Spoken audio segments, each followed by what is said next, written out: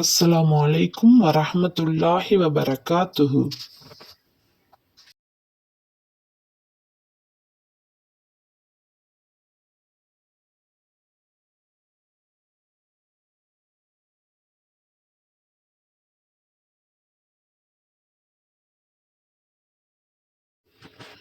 இப்ராஹீமும் இஸ்மாயிலும் அவ்வீட்டின் அஸ்திவாரத்தை உயர்த்திய போது, எங்கள் இறைவனே, உனக்காக நாங்கள் செய்த இப்பணியை எங்களிடமிருந்து ஏற்றுக்கொள்வாயாக.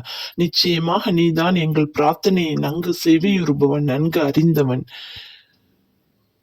எங்கள் இறைவனே, எங்கள் இருவரையும் உனக்கு முற்றிலும் வழிபடும் முஸ்லிம்களாகவும், எங்கள் சந்ததியிலிருந்தும் ஒரு கூட்டத்தினரை உனக்கு முற்றிலும் வழிபடும் முஸ்லிம்களாகவும் ஆக்கி வைப்பாயாக. ஹஜ் காலத்தில் நாங்கள் புரிய வேண்டிய வணக்கங்களை எங்களுக்கு அறிவிப்பாயாக. நாங்கள் தவறிழைத்துவிட்டாலும் எங்களை நீ மன்னிப்பாயாக. நிச்சயமாக நீதான் மிக மன்னிப்பவன், மிக்க கருணையுடையவன். எங்கள் இறைவனே, என் சந்ததிகளாகிய அவர்களில் இருந்து உன் வசனங்களை அவர்களுக்கு ஓதிக் காண்பித்து, வேதத்தையும் ஆழ்ந்த ஞானங்களையும் அவர்களுக்கு கற்றுக் கொடுத்து, அவர்களை பரிசுத்தமாக்கி வைக்கும் ஒரு தூதரை அவர்களுக்கு அனுப்புவாயாக. நிச்சயமாக நீதான் மிக்க வல்லவன், ஞானமுடையவன் என்று பிரார்த்தித்தனர்.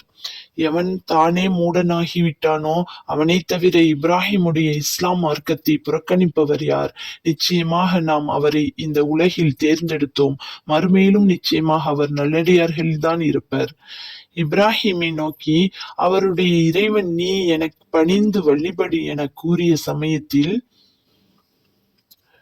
அவர் எவ்வித தயக்கமும் இன்றி அகிலத்தாரின் இறைவனுக்கு இதோ நான் பணிந்து வழிபட்டேன் என கூறினார். அதையே இப்ராஹிம் தன் சந்ததிகளுக்கும் உபதேசித்தார்.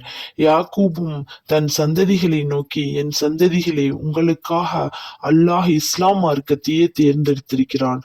ஆதலால் நீங்கள் உண்மையான முஸ்லிம்களாகவே தவிர இறந்துவிட வேண்டாம் என்றே கூறினார். யூதர்களே, யாக்கூபு மரணம் வந்த சமயத்தில் அவருக்கு அருகாமையில் இருந்தீர்களா?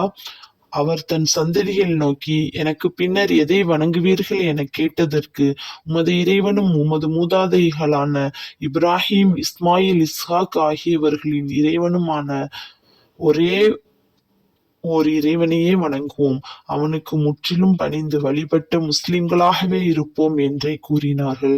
மேற்கூறிய நபிமார்களின் அந்த கூட்டத்தினர் சென்று விட்டனர்.